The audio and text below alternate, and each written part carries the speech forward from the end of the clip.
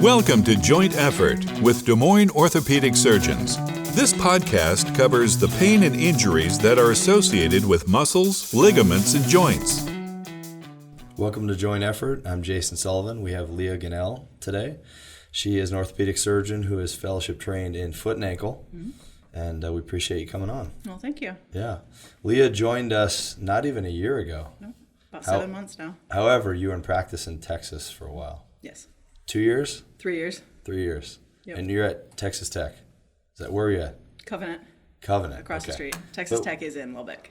Okay. But it was Lubbock, Texas. Was it academics, though? Did you had residents or no? No. Private practice? It was a hospital-employed group. Hospital-employed group. How many people were working with the hospital down there? How many There were orthopedists? 4 of us in the group that took trauma call, and then a couple that were in a semi-related group that did some of the joints. Okay. So a lot bigger group in town now. Oh, absolutely. Okay. How's your experience been so far?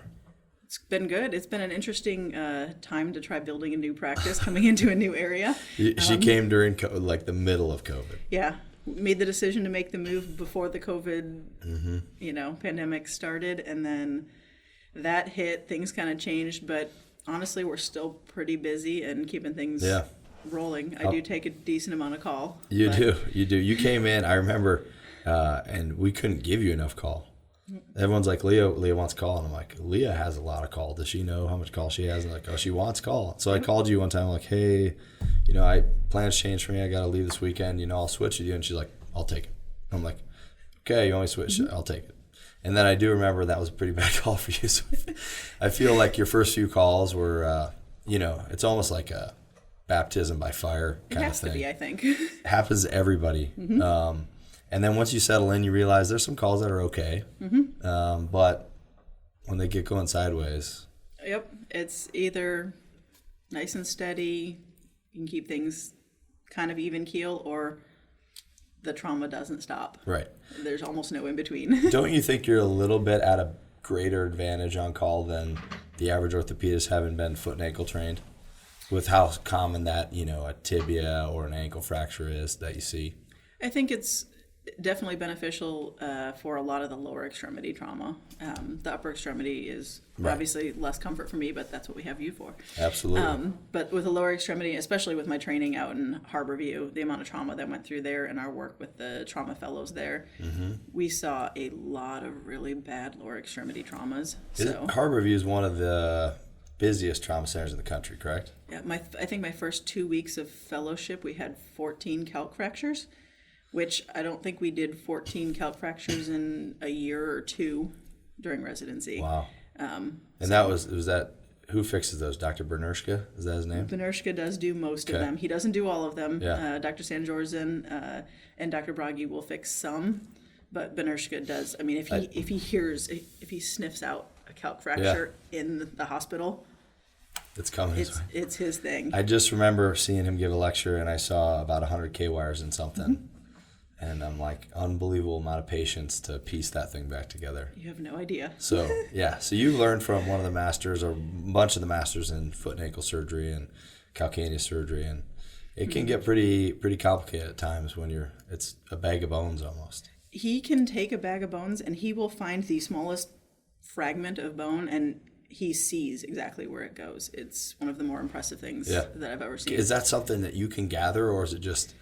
You spend the first probably 2 weeks of any rotation with him looking at it going, how did you see that? Yep. By the end, you can actually see where he's going with some of it, and you know what his plan is. Okay. Recreating the way he does it, there are very few people that can even come close to that. Difficult, for sure.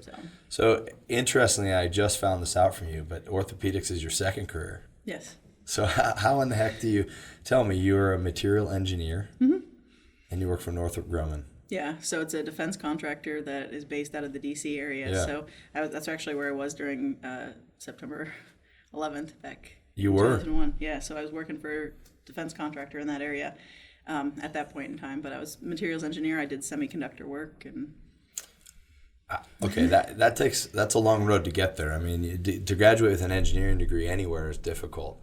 How do you pull the plug on that and decide to do something different? I loved engineering in school, Because it was very technical. There was a lot of hands-on, there was a lot of lab work, there was a lot of thought process in it.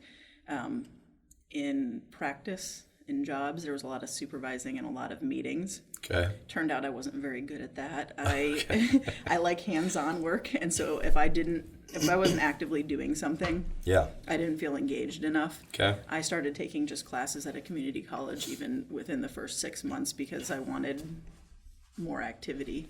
So then grad school for 5 years after that? I did grad school for a few years doing a pathology degree where I did basic musculoskeletal research with embryonic development and then applied to medical school while I was in grad school. That helped pave the way to get into medical school. Medical schools love the unconventional applicant. Mm-hmm. So you were probably, I'm guessing, when you were they were like, oh my God, we don't even need to interview her. She's fit. Yeah, I'm probably not the standard. Although University of Rochester, a lot of their medical students aren't standard. Sure. But it's a fantastic medical school. Yep. Awesome. So then, now you're here with us, and when you interviewed here, someone told me something like you have 50 horses. How many horses do you have? Too many. Because we heard she's coming from Texas. There's land in Iowa for her horses, mm-hmm. and we're like, well, how many horses? A couple horses, and we're like, no, there's a lot of horses. Mm-hmm. So they're not even all here yet, correct? Oh no. So we actually have a 501c3 horse rescue. Unbelievable. So we have 37 horses currently. 2 are leaving this weekend for adoption. Okay. And then we have 4 donkeys.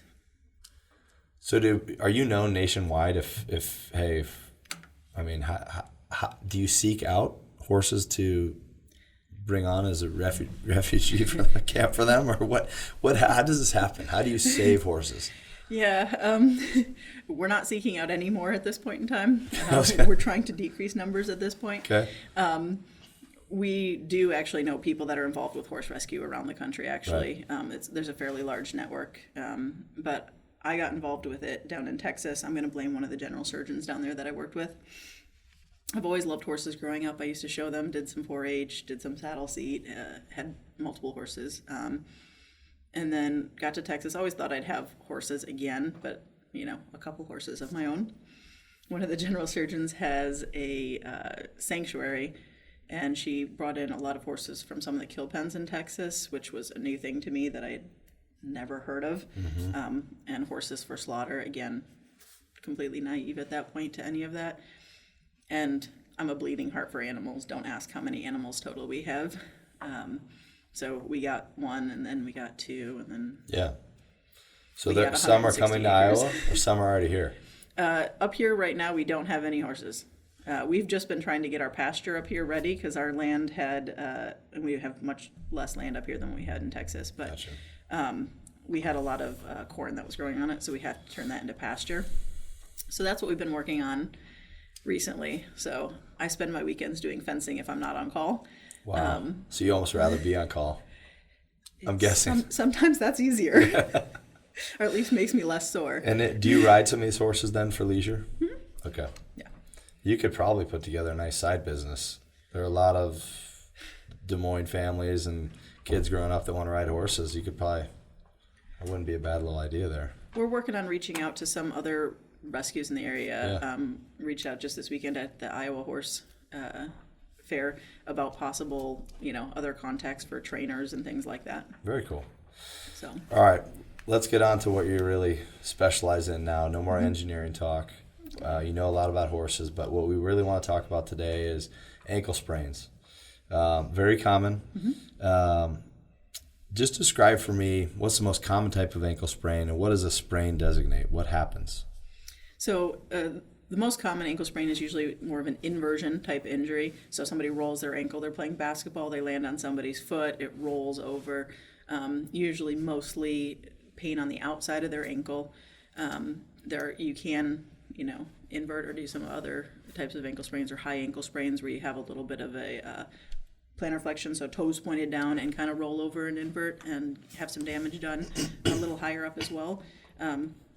But when we say an ankle sprain, what we really mean is that you have stretched, partially torn, or completely torn some of the ligaments around your ankle. And so sometimes we get referrals and it's a question, that I tore ligaments around my ankle. but you're telling me I have an ankle sprain. And that's yes, exactly what it is. And that's exactly what it is. That's just, the classification of how we do it and how complete the injury is or how unstable it makes your ankle, if it is unstable, kind of determines course of treatment. When you see a first-time ankle sprain, lateral ankle sprain, how do you treat them? So typically, it depends on how unstable it is to start with, how complete the tear is. Okay, if they have good endpoints with testing of inverting and what we call anterior drawer, which is just how much shift you can have. If it's relatively stable endpoints and it's just a tenderness, we actually get them range of motion very early. Aggressive physical therapy actually helps. The people that we see that actually do the worst usually are the people that lock up, don't move it, sit in a boot, or don't put weight on it, don't walk. So putting weight on right away, no problem. For a standard ankle sprain with good endpoints, yes. Is there any? I always heard this old adage, bad ankle sprain hurts worse than breaking your ankle. Is there any truth to that? It can, or it can hurt longer. Okay. Is a lot of what it is, and I find that's more the case when you don't move it early. Because the stiffness of a joint, it's just like any other joint, like shoulders, elbows have some of that issue where if you don't move it, the pain level goes up. Same thing with the ankle. It's a joint that's usually moving all the time. You're walking on it. It's flexing. You tip balance on uneven ground, things like that. If you lock it in and it's not moving, that scar tissue that you're developing when it's healing, it causes increased pain, right? And that lasts a lot longer.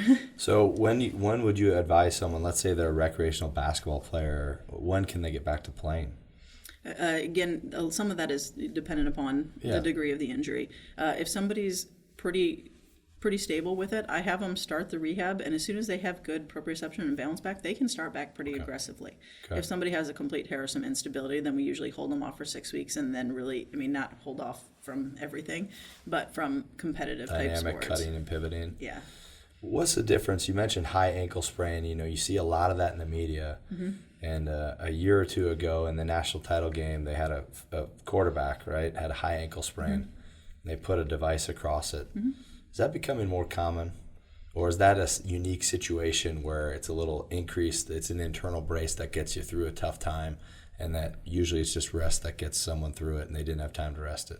It depends on how complete the injury is again. If you have just a high ankle sprain without disruption of what we call the syndesmosis, or the area between the fibula and the tibia, the two bones, and if it doesn't open or widen, you don't need to put that device in there. And how are you telling that on x-rays? You can do it with, I generally will do a standing weight bearing of one side compared to the other, and there's measurements that you can do about the amount of overlap there is between the two bones, and that'll kind of give you an idea as far as disruption of that. If they don't overlap, are you pretty quick to recommend securing those ligaments? If they have continued pain in the area, if they're a relatively active or if they're an athlete like that, usually getting that space closed down will stop from getting a little bit of translation at that ankle. What's your preference there? Do you like a screw, or do you like a tightrope type fixation, or what's your preference in fixing that area? So I've recently changed largely, at least in the younger population, to a device called the FibuLink, which is it's a combination between using a screw and the tightrope. Okay. So the tightrope is essentially a very long suture that goes from the fibula to the inside of the tibia, so all the way across your both bones to recreate the ligament. Those devices, if they fail or give, they kind of slide at the knot of that portion, and they have the ability to lengthen by about 5%. Of their length. Sure. And since it's a pretty long length of suture, if it lengthens by 5%, it basically widens back up. Right. A screw is a rigid fixation, doesn't allow you to Sometimes you have to remove them, sometimes it causes Sometimes pain. They break, you can have issues. So in somebody that's young and active, you usually end up taking them out. The FibuLink is a device that actually has a screw that goes into the tibia and then another essentially kind of post on the fibula. And so it's got an area of suture to recreate that ligament. It's only about, a centimeter or less. It stays lodged in bone, doesn't cause any problems. And so even if it lengthens by that 5% that you can expect for suture lengthening, it doesn't widen enough to cause disruption of that syndesmosis. Yeah. It's, I don't know how many years out you're in practice, but it's good that you're constantly thinking about things, and that you're not just doing the same thing from year 1 to year 30. You're actually making decisions as newer technology comes out to evolve. And Which is actually a little funny because myself and Dr. Butler, who another foot and ankle in our group, we trained at the same place for residency, and where I trained for fellowship, we're still very old school, very basic, very what's the strongest mechanical concept, and it's the engineer coming out in you. It is, but I mean he's extremely analytical too, and so we fix a lot of things, just basic screws, simple old school stuff that works, tried and true, and we don't use a lot of fancy new device. But that's one that actually I think we've both adopted. You think there's some merit to it and you like it. Yeah, so. There's a mechanical reason for it. Sure. Being advantageous. Yeah, awesome. So back to lower ankle sprains, which seemingly a high ankle sprain is probably going to take a little bit longer than most lateral ankle sprains. Is that fair to say? They usually do. When does someone, if you have one ankle sprain, is your next ankle sprain more likely than never having had one before? Depends on how well you rehabbed it, and how well you get your dynamic stability back in the ankle.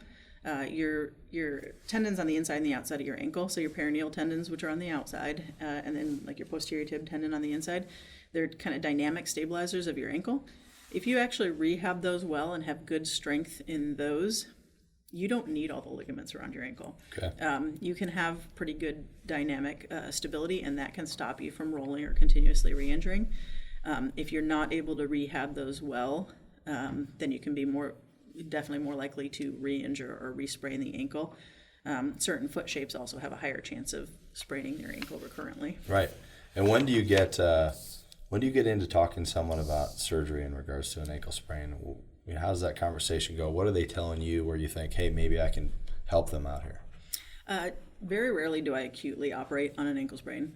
If I do, it's generally more one that involves a high ankle sprain, and you'd have to have disruption of the ankle mortise or the alignment of the overall joint.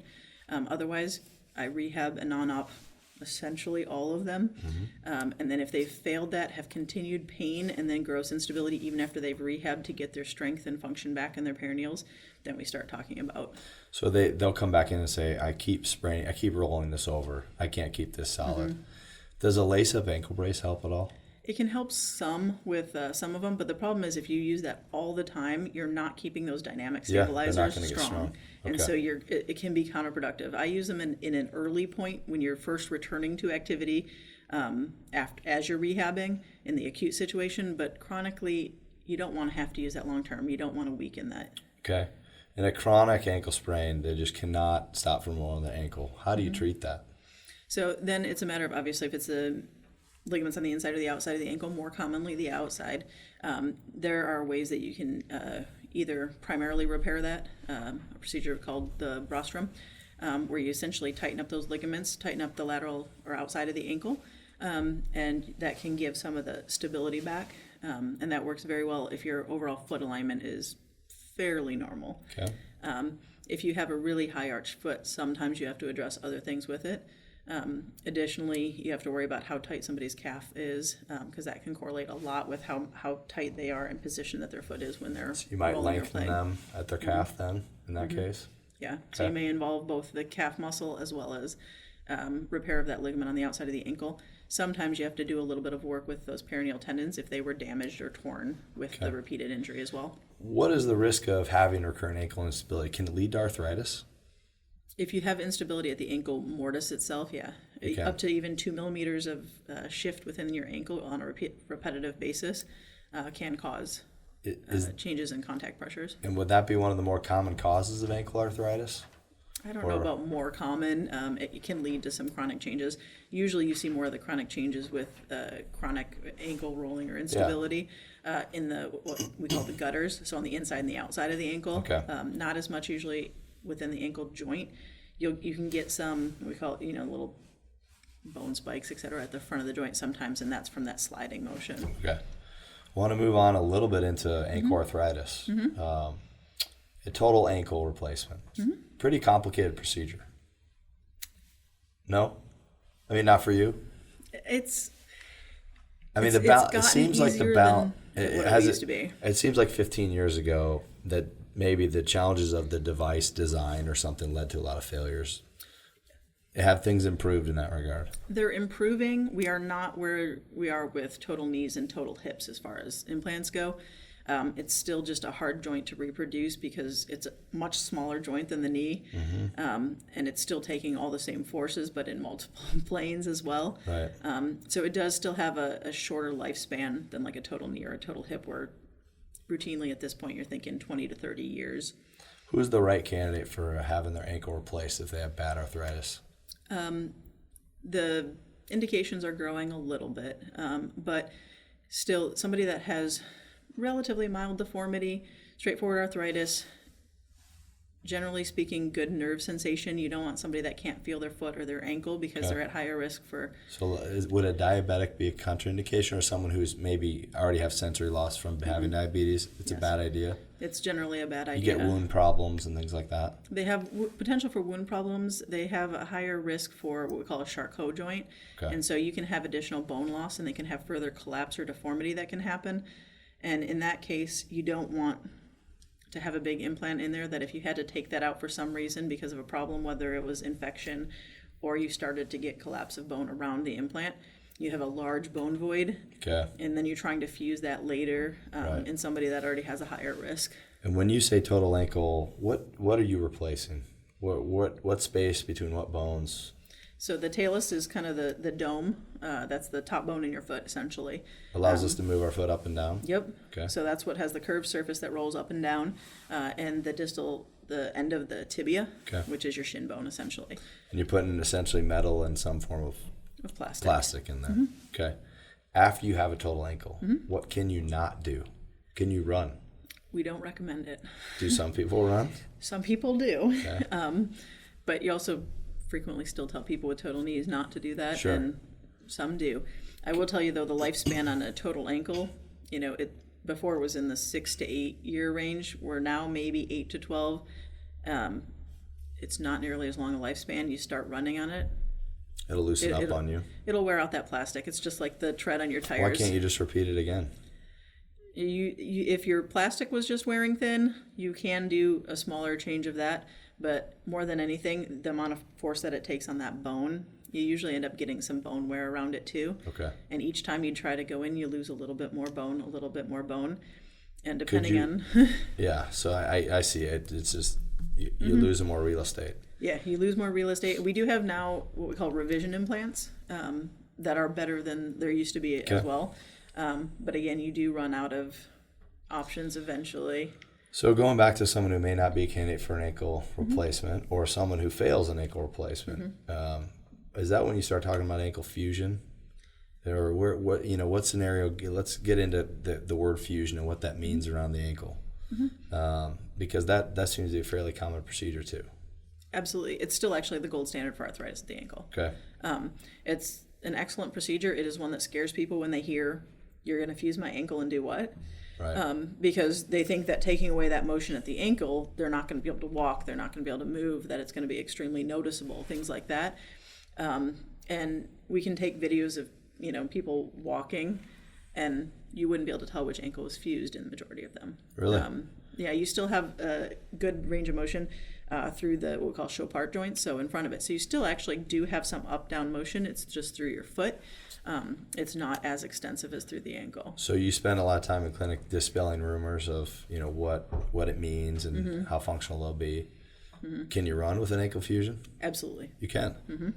That may be an advantage. So that's why people that are younger and more active or laborers are candidates for ankle fusion, not replacement, just because an ankle replacement in somebody that is 50 years old or 40 years old, 30 years old that had a really bad fracture at some point, if they get a total ankle at that point and it's only expected to be 8 to 12 years and they have 40 years of expected life left, we can't revise it 4 times.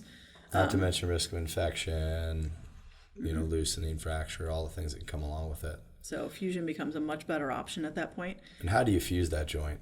Just very rudimentary. Essentially, when you already have arthritis, you're already losing cartilage, so we remove the rest of the cartilage, and we kind of trick the bone into thinking there's a break.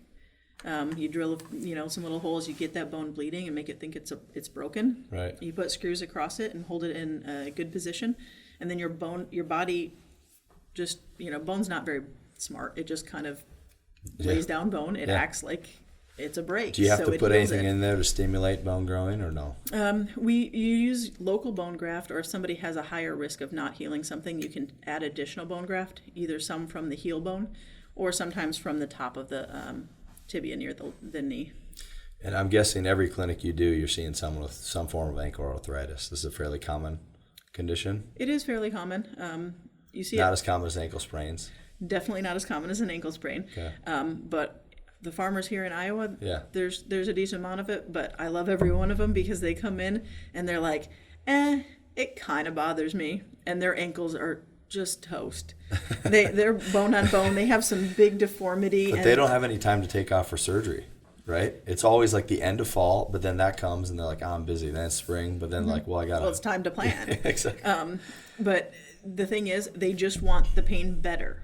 They don't think they're like, it doesn't stop me from what I'm doing. Right. And it's, terrible. So if you can get their pain better and they can get back to what they were doing, they're fantastic. You just have to work with them on planning the timing, and it works out. They're happy as can be, right, because it was stiff before. When they have bad arthritis like that, they really weren't moving at that joint. Sure. It was already essentially fused. And it's causing pain, dysfunction. It's painful. So we take the pain away, and then they don't have the motion, and that can be a very happy patient at that point. Absolutely. Well, this is fantastic information. I can tell that you have a passion dealing with all sorts of these ailments, and you're a huge addition to DMOS and to the central Iowa area. So thank you for coming on. You made it through your first Iowa winter, so congratulations. Apparently it was a bad one. Well, February wasn't great. Minus 20 on the thermometer is never something you want to see. It isn't, but it wasn't that bad. So yeah, it was brief. It was at least brief. It wasn't January through February. I think we'll stay. So, all right, very good. Thanks for coming on, Lea. Thank you. Thanks for listening to Joint Effort, a podcast from Des Moines Orthopaedic Surgeons. If you have questions about this podcast and wish to schedule an appointment with the surgeon, call 515-224-1414 or visit dmos.com.